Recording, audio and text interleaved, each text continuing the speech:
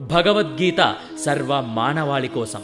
ద్వితీయోధ్యాయః యోగస్థః కురు కర్మాణి సంగం త్యక్త్వా ధనంజయ సిద్ధ్యసిద్ధ్యో సమో భూత్వా సమత్వం యోగ ఉచ్యతే. జయాపజయముల పట్ల మమకారాసక్తి విడిచిపెట్టి నీ కర్తవ్య నిర్వహణలో స్థిరముగా ఉండుము. ఓ అర్జున, ఇటువంటి సమత్వ బుద్ధియే యోగము అనబడుతుంది.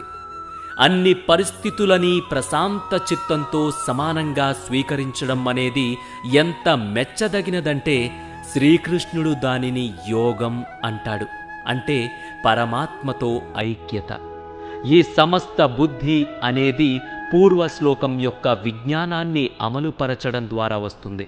మన కృషి మాత్రమే మన చేతుల్లో ఉంది, ఫలితము కాదు అని అర్థం చేసుకున్నప్పుడు మన కర్తవ్య నిర్వహణ మీద మాత్రమే మన పూర్తి శ్రద్ధ ఉంటుంది.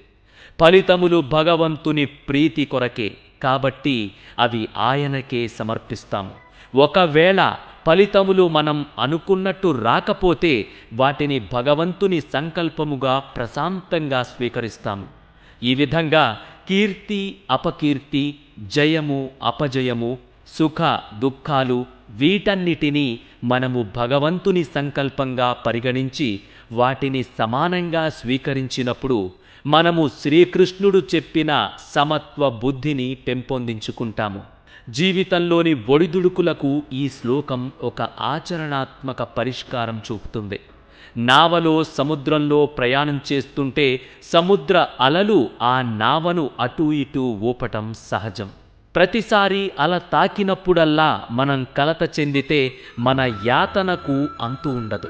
ఒకవేళ అలలు రావద్దు అనుకుంటే అది సముద్రం యొక్క సహజ స్వభావానికి విరుద్ధంగా ఉండమని కోరినట్లే. అలలు అనేవి సముద్రం నుంచి విడదీయలేనివి. అదేవిధంగా సంసార సాగరంలో ప్రయాణించేటప్పుడు మన నియంత్రణలో లేని ఎన్నో అలలను అది మన మీదకు తేవచ్చు. మనము ప్రతికూల పరిస్థితులని నివారించడానికి నిరంతరం పోరాడుతూ ఉంటే మనం అసంతృప్తి, దుఃఖాన్ని తొలగించుకోలేము.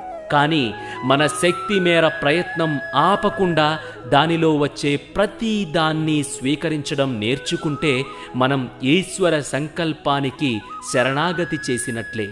అదే నిజమైన యోగము.